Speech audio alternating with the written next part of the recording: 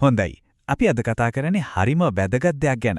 හොඳ පුරුද්දක් පටන් ගන්න එකයි ඒක දිගටම කරගෙන යන එකයි කියන්නේ දෙකක්. ඔන්න ඔය වෙනස තීරණය කරන ප්‍රබලම නීතිය ගැන තමයි මේ විග්‍රහය.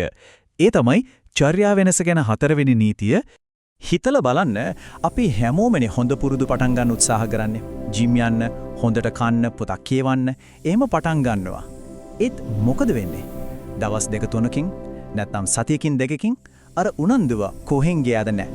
ඇයි එහෙම වෙන්නේ? හරි. මේකට උත්තරේ තියෙන්නේ අපි කවදාවත් හිතපො නැති පුදුම හිතන තරම් සරල තැනක. ඔන්න එහෙනම් අපි මේ කතාව පටන් ගන්නේ ජීවිතයයි මරණයයි අතර තියෙන ප්‍රහේලිකාවකින්.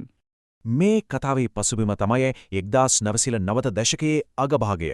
අපි යන්නේ පාකිස්තානයේ කරාචි නුවරට. ඒ කාලේ කරාචි කියන්නේ හිතාගන්නවත් බැරි තරම් සෙනගක් හිටපු නගරයක්. මිලියන 9කටත් වඩා වැඩි. ඒ කියන්නේ ලෝකයේ තිබුණු ජනාකීර්ණම නගරවලින් එකක්. ඉතින් මේ තරම් විශාල සෙනගක් ජීවත් වුණේ හරිම පොඩි ඉඩකඩක තෙරපිලා. හිතන්නකෝ මේ නගරේ මිනිස්සුන්ගෙන් 60කටත් වඩා ජීවත් වුණේ මුඩුක්කුවල. හරියට කුණු අයින් කරන ක්‍රමයක් නැහැ, කරන්ට් එකක් නැහැ, බොන්න පිරිසුදු වතුර ටිකක්වත් නැහැ. ඉතින් ප්‍රතිඵලය පාචනය, නියුමෝනියාව වගේ ලෙඩ රෝග. ඒවා ලැබුගින්නක් වගේ පැතිරුණා. ඔන්න ඔය බරපතල අර්බුදයේද තමයි ස්ටීවන් ලූබි කියන මහජන සෞඛ්‍ය නිලධාරියා මුහුණ දුන්නේ. ඉතින් ලූබි සහ එයාගේ කණ්ඩායම දැක්කා මේකට තියෙන විසඳුම හරිම සරල දෙයක් කියලා. ඒ තමයි අත්සේදීම. ඒත් පුදුම දේ තමයි එහෙ හිටපු මිනිස්සු මේක දැනගෙන හිටියා. හැමෝම කිව්වා ඔව් අත්සෝදන එක ගොඩක් වැදගත් කියලා. ඒත් කිව්වට මොකද ඒක පුරුද්දක් විදිහට කරගෙන ගියේ හරිම ටික නෑ. එතකොට තමයි තේරුනේ ප්‍රශ්නේ තියෙන්නේ මිනිස්සුන්ගේ දැනුම නෙවෙයි.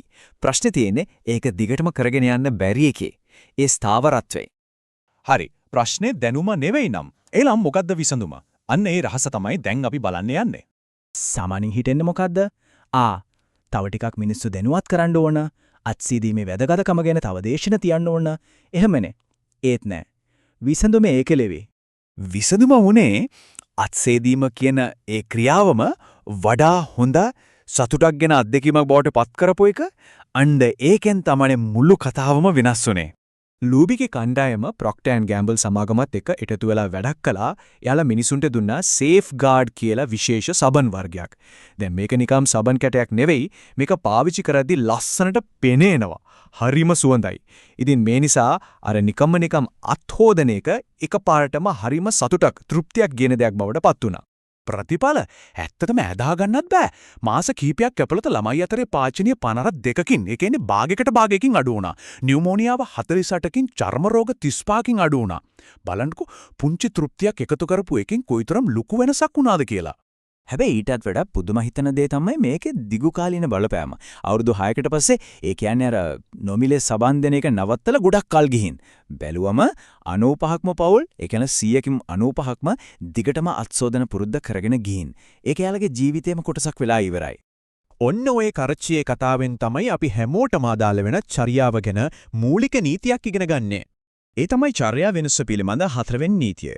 යම් දෙයක් තෘප්තිමත් කරන්න. සරලවම කිව්වොත් අත්දැකීමක් සතුටුදායක නම් අපේ මොළය ඒක ආයෙත් කරන්න කියලා අපිට සංඥා දෙනවා. ඒක තමයි රහස. ඇත්තටම මේක හරිම පුදුම දෙයක්. මොකද මේ නීතිය අපේ එදිනෙදා ජීවිතේ හැමතැනම තියෙනවා. හිතන්නකෝ චුවින් ගම් ගැන. රිග්ලි සමාගම ඒකට ස්පියර්මින්ට්, ජූසි ෆෘට් වගේ රස එකතු කරපු ගමන් ඒක ලෝකයක් පුරා පැතිරුණු පුරුද්දක් වුණා. එතකොට දත් බෙහෙත් ඒකට මින්ට් රස එකතු කරලා තියෙන්නේ දත් සුදු කරන්න නෙවෙයි. අර දත් මැද්දට පස්සේ කටට දැනෙන ෆ්‍රෙෂ් ගතිය, අනේ පිරිසිදු හැඟීම නිසා අපි ඒක දිගටම කරනවා. ඉතින් කතාවේ හරය මේකයි. ත්‍යාග ලැබෙන දෙයක් අපි ආයෙත් කරනවා. දඬුවම් ලැබෙන දෙයක් අපි මං අරිනවා. අපේ හැම පුරුද්දක්ම හැදිලා තියෙන්නේ ඔන්න ඔය සරල මූලධර්මයේ උඩ. ඒත් ඇයි මේ තෘප්තිය කියන එක අපිට මේ තරම්ම වැදගත්? ඒකට හේතුව තියෙන්නේ අපේ පරිණාමය හරිම ගැඹුරු තැනක. අපේ මොළයේ තියෙන පුංචි ග්ලිච් එකක. මෙහෙම හිතන්න අපේ මොළයේ හැදිලා තියෙන්නේ ක්ෂණික ප්‍රතිලාභ ලෝකයකට. ඒ කියන්නේ යමක් කරපු ගමන් ප්‍රතිඵලය ලැබෙන ලෝකයකට. සතෙක්ව දඩයම් කළා, කෑම ලැබුණා. විලෝපිකෙක් දැක්කා, දිව්වා, බේරුණා. හැමදේම ක්ෂණිකයි. ඒත් අපි අද ජීවත් වෙන්නේ ප්‍රමාද වූ ප්‍රතිලාභ ලෝකයක. අද ජිම් ගියාට ඇඟ ඇදෙන්නේ මාස ගානකින්. අද සල්ලි ඉතුරු කළාට ඒකෙන් ප්‍රයෝජනයක් ගන්න වෙන්නේ අවුරුදු ගානකින්. ඔන්න ඔතන තමයි ප්‍රශ්නේ තියෙන්නේ. අපේ මොලේ හાર્ඩ්වෙයාර් එක. ඒ කියන්නේ මූලික ව්‍යුහය හැදුනේ අවුරුදු 2,00,000කටත් කලින්. ඒත් අපි අද ජීවත් වෙන මේ ප්‍රමාද වූ ප්‍රතිලාභ කියන software එක නිර්මාණය වුණේ මෑතකදී. සමහර විට අවුරුදු 500ක් ඇතුළත. ඉතින් අපි කරන්නේ හරිම පරණ කම්පියුටරයකින් අලුත්ම software එකක් run කරන්න හදනවා වගේ වැඩක්. එනම් මේ පරණ මොලයත් එක්ක මේ අලුත් ලෝකයේ හොඳ පුරුදු හදාගන්නේ කොහොමද? විසඳුම තමයි මොලයට ඕන දේ, ඒ කියන්නේ ක්ෂණික තෘප්තිය අපිම ලබා දෙන එක. ඔන්න ඔතනට තමයි හතරවෙනි නීතිය එන්නේ. මතකනේ පළවෙනි නීති තුන පැහැදිලි කරන්න, ආකර්ෂණීය කරන්න, පහසු කරන්න. මේ තුනෙන් වෙන්නේ පුරුද්දක් පළවෙනි පාරට කරන්න පොළඹවන එක. ඒත් ඒක දිගටම දවසින් දවස කරගෙන යන්න නම් හතරවෙනි නීතිය නැතුරුම බෑ. මේ මුළු කතාවෙම මතක තියාගන්න ඕන වැදගත්ම දේ තමයි මේ. ක්ෂණිකව ත්‍යාග ලැබෙන දේ නැවතත් සිදු වෙනවා. එච්චරයි. ඊ කියන්නේ ජිම් ගියාට පස්සේ Taman ආසම කරන සින්දුවක් අහන එක, අමාරු වැඩක් ඉවර කරලා කෝපි එකක් බොන එක වගේ පුරුද්දට ක්ෂණික ත්‍යාගයක් ඉටුතු කරන්න. ඉතින් දැන් පොඩ්ඩක් හිතන්න. Tamanගේ ජීවිතයේ දිගටම කරගෙන යන්න හදන ඒත් අතරමඟ නතර වෙන හොඳ පුරුද්ද මොකටද? ඒ පුරුද්දට පුංචි ක්ෂණික තෘප්තිමත් ත්‍යාගයක් එකතු කරන්න පුළුවන් කොහමද?